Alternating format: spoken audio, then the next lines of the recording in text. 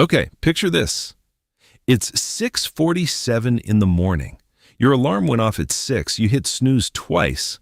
Now you're lying there, staring at the ceiling, having this little internal debate with yourself about whether today is finally going to be the day you get your life together. You've got a list somewhere: gym, study, work on that side project, eat better, stop doom scrolling at midnight. And you think, man, if I just had the discipline of someone like David Goggins, everything would be different. Then you pick up your phone, open Instagram, and 45 minutes disappear. Look, I'm not here to make you feel bad. That situation I just described, that's not laziness. That's not weakness. That is literally just what happens when you don't understand how discipline actually works. And today, we're going to fix that. But first, I need to destroy a few things you've been told that are quietly sabotaging you. Here's the thing that almost nobody tells you. Discipline is not a personality trait. Goggins wasn't born disciplined. He was born into poverty, grew up with an abusive father, struggled with a learning disability, was overweight, and almost didn't make it through BUD/S training 3 separate times. 3 times. The guy failed badly, repeatedly. And yet today, people look at him like he's a different species, like he was issued different software at birth. He wasn't. What he did was build a system. And systems, unlike motivation, actually work. So let's talk about motivation real quick, because this is the first myth I want to bury. Most people are waiting to feel motivated before they act. They want that surge, that energy, that let's go feeling before they hit the gym or sit down to study. And here's the brutal truth, that feeling is completely unreliable. Research from the University of Scranton found that only about 8% of people actually achieve their New Year's goals. 8%. And the reason the other 92% fail isn't because they didn't want it badly enough. It's because they were depending on motivation, which is essentially an emotion. And emotions are weather. They change. You cannot build a life on weather. Goggins himself has said this over and over. He doesn't wake up at 4 in the morning because he feels like it. He wakes up because it's on the schedule. That is the entire secret, and it sounds almost insultingly simple. But I promise you, most people never actually do it. Now here's myth number 2, and this one's a bit sneaky. You've probably heard someone say, just be more disciplined. Maybe a parent, a coach, a productivity influencer with a ring light and a smoothie. And the implication is that discipline is this thing you either have or you don't. Like it's a muscle you were born with or you weren't. That's wrong. Neuroscience tells us something completely different.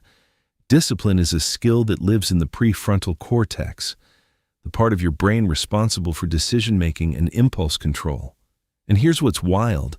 That part of your brain runs on glucose and it gets fatigued. This is called decision fatigue, and it's real. Research from the National Academy of Sciences showed that judges made favorable rulings roughly 65% of the time early in the day, and that number dropped close to 0 by late afternoon. Same judges, same type of cases, dramatically different outcomes, just because of mental fatigue. What does that mean for you? It means discipline isn't about willpower. It means willpower is a finite resource. The people who seem incredibly disciplined aren't gritting their teeth harder than you. They've designed their environment so that the hard decisions are already made before their brain gets tired. That's it. That's the whole game. Okay, so now let me give you the Goggins framework, broken down into something you can actually use starting this week. Because this is where it gets real. The first thing Goggins talks about is what he calls the accountability mirror. This is simple, almost uncomfortably so. You look at yourself in the mirror and you say out loud the things you need to do that you've been avoiding. Not affirmations, not I am powerful and worthy. No, specific things. I haven't been to the gym in 3 weeks. I said I'd finish that course and I'm on lesson 2. I've been eating garbage. You say it out loud to your own face. And it sounds almost too basic to matter, but there's actual psychology behind why it works. Speaking something aloud creates a different kind of cognitive processing than just thinking it. You hear it back. your brain treats it differently. It becomes harder to ignore. The second piece is what I'd call building your governor override. Goggins has this concept where he says the human mind will tell you to stop when you've used about 40% of your actual capacity. 40%. Your brain throws up the quitting signal way before you're actually done. He calls it the governor, like the speed limiter on a car. And the only way to push past it is by doing it repeatedly in small doses until your brain learns it won't die. You do this with what I'd call micro-discomfort training, not running 100 miles tomorrow, but doing one cold shower this week, running one extra block when your body says stop, sitting with a task for 20 minutes when every impulse says grab your phone. Small, repeatable proof to your nervous system that you are in charge, not it. Third, and this is probably the most underrated one, you need to reduce the number of decisions you make around your discipline habits. This is what people miss when they talk about Goggins' morning routine. They focus on the waking up at 4 a.m. part. But the real reason that works is because the decision is already made the night before. His clothes are out. His route is set. There's no negotiation in the morning. He's not lying there going, should I work out today? The answer is already yes. It was decided yesterday. Psychologists call this implementation intentions. And a meta-analysis of 94 studies found that people who use this strategy, deciding exactly when, where, and how they'll do something in advance, are the important thing in this entire video. People look at Goggins and they think the goal is to not feel pain, to become so tough you transcend suffering. That's backwards. Goggins doesn't avoid suffering. He seeks it. Deliberately. Because he understood something that took me a long time to get. Suffering is the cost of becoming. The discomfort you feel when you push past your limits is not a sign that something's wrong. It's a sign that something's changing. The problem isn't that hard things feel hard. The problem is that we've been conditioned to treat discomfort as a stop sign instead of a green light. Every time you avoid the hard thing, you're training your brain that the hard thing is dangerous. Every time you do it anyway, you're rewriting that code. This is what Goggins calls callusing your mind. Like you callus your hands when you do hard physical work repeatedly, your mind develops the same kind of toughening. It doesn't happen from reading about it.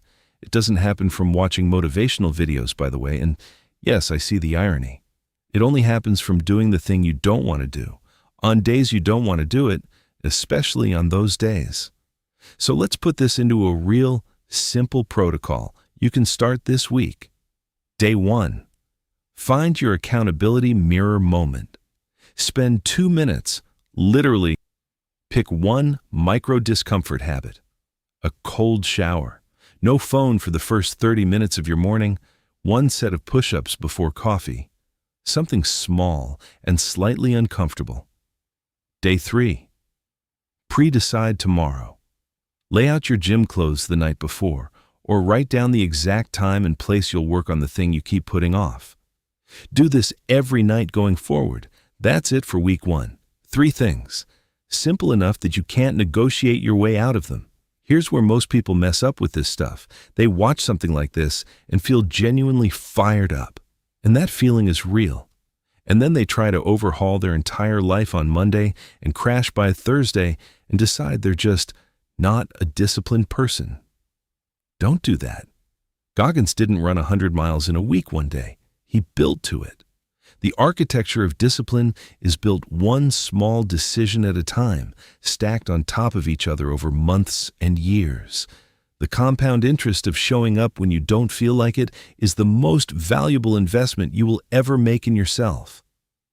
The real question isn't whether you can become disciplined. Every piece of evidence says you can. The question is whether you're willing to stop waiting for motivation, stop searching for a shortcut, and start building the system. Not tomorrow, not when things settle down, not after the holidays or after the semester or after whatever story you've been telling yourself. Now, today, one decision, one moment, one rep of doing the hard thing. Because here's the final thing Goggins would tell you, and I believe it completely. You already know what you need to do. You've probably known for a while. The information was never the problem. The gap between knowing and doing, that's the only thing standing between you and the version of yourself you keep thinking about. And the only way to close that gap is to move. So go move.